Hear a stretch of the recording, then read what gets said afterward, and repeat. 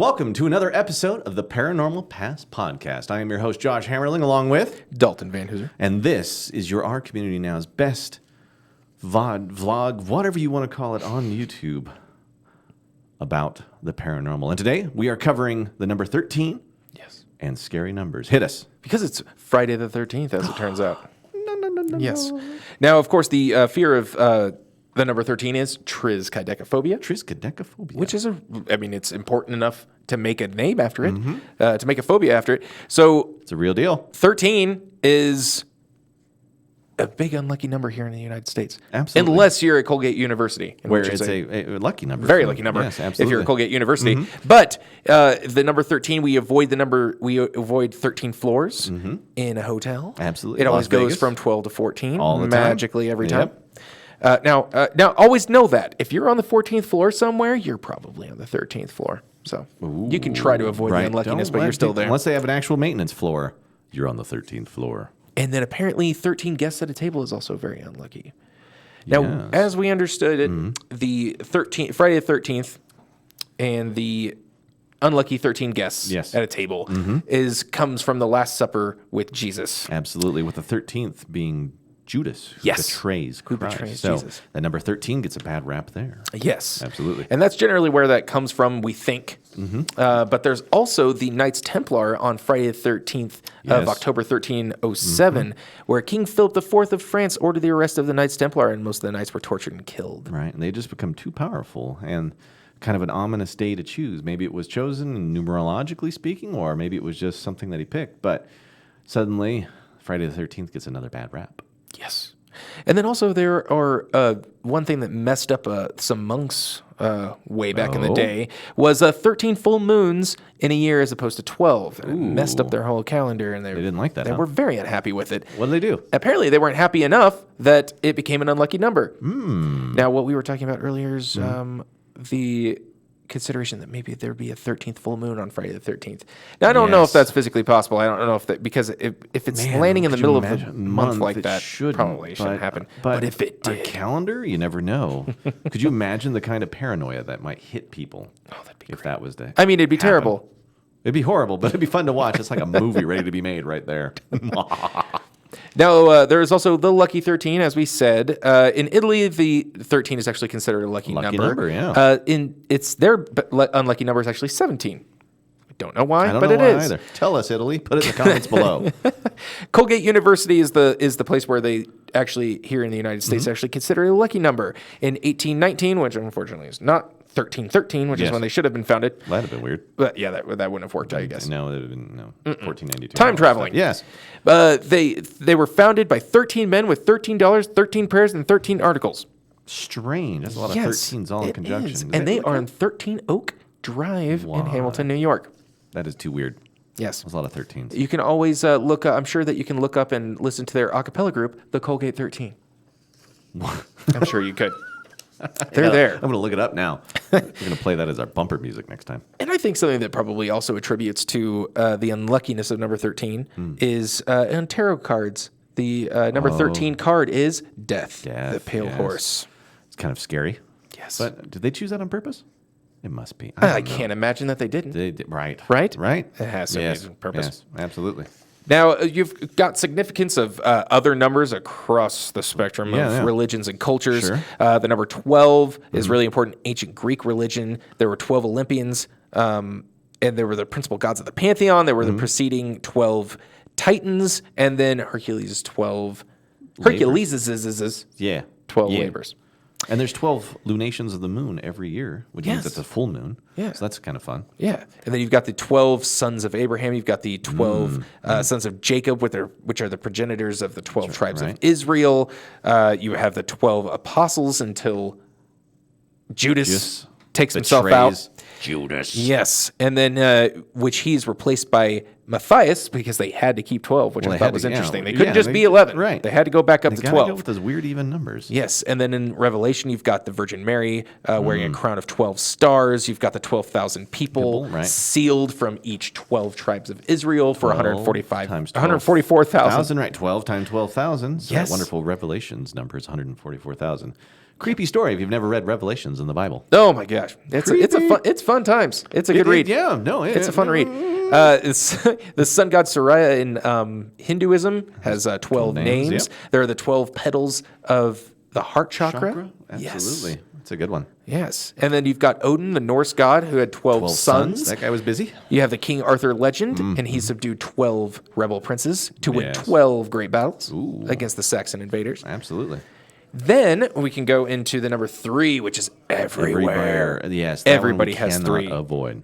The triple deities and the Trinity. So you've got the Hindu Trimurti. You've got the Hindu Trivedi. You've got the 3 jewels of Buddhism. You've got the 3 pures of Taoism, pure ones of Taoism. You've got the Christian Holy Trinity, and you've got the triple goddess of Wicca. Ooh, prime number. Yes. Prime number. It's important. It and is. Then Christianity takes it even further, especially in the story of Jesus. You've got the his ministry lasting approximately 3 years. Yeah. You have him asking for the chalice on his lips 3 times. Yes. You have him raising from the dead on the 3rd day. You have the devil tempting him 3 times. And the 3 you have wise Peter men. denying him 3 Oh, times. that's right. And the denial, and then the 3 wise men. Yes. That's right. Wow, the number 3 keeps popping up over and over. That Holy Trinity thing is kind of crazy. The Father, the Son, and the Holy Spirit. Yes. Very interesting. And then you have the Wiccan rule of 3. Yes, the which mother, the hag, and the maiden, or something like that. Isn't Yes, yeah, something like that. And it's based around the rule of, it's essentially the Wiccan version of karma, which may offend some practicing Wiccans because it's not directly actually karma. But karma it's is not retroactive.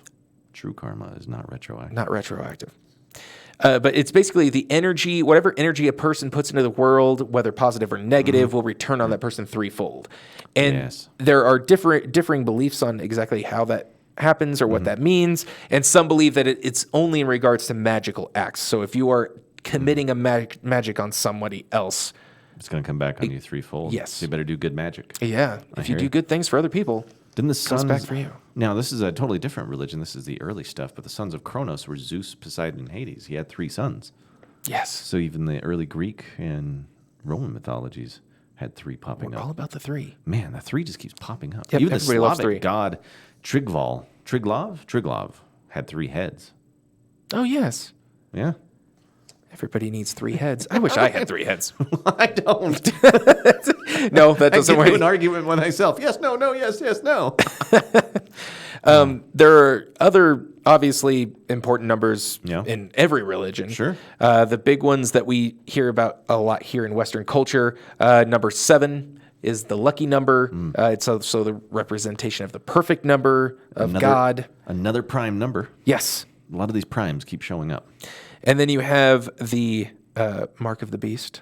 Yes, 666. That would be it. Shows back up in Revelations. But isn't the magic number 777 for God? Yes. So, interesting. As I understand it. Yes. It's kind of weird. And the other weird part is that I've also seen 6 being representative of humanity as well. Really? Which is interesting. Really? I had no idea. That it's kind of it's the step below God, but at the same time, it's like that's also the number that's representative of demons and things like that. Right. But the other reason is that it's 6 in 3s. 6 There's in 3s. 3 Yes. 6s, which is another weird thing because that's kind Oh boy. Dropping the 3s again. 6 is the only even perfect number that is not the sum of successive odd cubes. Ooh, I thought That's weird. I That's did weird. think this was really interesting about Yes. 3. There's another superstition about where the unlucky 3 came from. Okay. When something is unlucky Yes. and it's 3. The 3rd light of a cigarette. So this superstition came from the First World War. When a sniper might see the first light of a cigarette, Yes. take aim with the second light, and on the 3rd fire. Weird. And so 'Cause that they'd was have- the big unlucky of being the 3rd That one is to light the strange. cigarette. Absolutely. Yep. Noah had 3 sons: Ham, Shem, and Japheth. Japheth? Maybe. Japheth? I butcher that. Japheth. Yeah. Got it. Nailed it. Yeah. Right. 3 Shabbat meals for our Jewish friends. Is it? That was Jewish, isn't it? Shabbat. But there are 3 Shabbat meals. Yes. Absolutely. It sounds Jewish. It is. Man, 3 is all over the place. The 3 cardinal sins: idolatry, murder, sexual immorality. immorality. I almost said immortality. That would have been awful. Well, then you get to the 7 Deadly Sins, 7 Deadly Sins. which is such a good movie. 7 is amazing. Yes, which is fantastic. Kevin Spacey. Yes. Brad Pitt. Morgan Freeman. Yes. You know, Kevin Spacey was an uncredited actor because They wanted that to be a surprise, and we just ruined it for everybody. it's been out. It's since, like, 97, man. yeah. Come on. We're talking over 20 years ago. Yes, But it's good been a movie. while. Absolutely. Very good. Those are fantastic. Well, that is everything we have about the power of Friday the 13th and numbers of the occult. That would be the best way to describe it, unless you have one more. No, but just speaking of movies. Yes. Just Hit us dropping a with that couple real really quick. quick. Absolutely. 1408 would be a good one for the number 13 in particular. Friday Fantastic the 13th, movie. obviously, you can Yep. follow. 13 Ghosts is another Ooh. good one for 13. 31, just based around numbers, which is a horror movie from Rob Zombie. Pi, which is kind of a psychological thriller you could watch. Some that are horror movies that are based around numbers, but not 13. You've got The Ring, Die in 7 Days, a medieval horror, always on 3:15 a.m. when things are happening. The Omen covers 666. The gosh. Exorcist covers 666. You have non-horror movies based around 13. 13th Warrior, 13th Floor, Apollo 13, and the number 13, which was a Hitchcock movie that nobody can find. Fantastic list. I we loved go. everything about that. So, guys, when you see this, it will be Friday the 13th. Do what you got to do. If you want to stay home, stay home. We don't care. We're probably going to have to be at work to do another one of these. But we yes. do appreciate you tuning in to everything we do. We do ask that you do ring the bell for us because we need all of the followers that we can get because this is what we like to do and we want to keep doing it. So ring, ring, ding, ding, that bell for us. Oh, yes, please. Absolutely. Well, I am Josh Hammerling. This has been another episode of the Paranormal Past podcast. It is a lot of fun to have you with us today. I'd like to thank everyone that helps make it possible, starting with the guy behind the glass, Lamar Clark. He's not here, but he's with us in the spirit. I am your host, Josh Hammerling, and this is Dalton Van Hooser. And we are saying thank you for tuning in, and we will see you again very, very soon.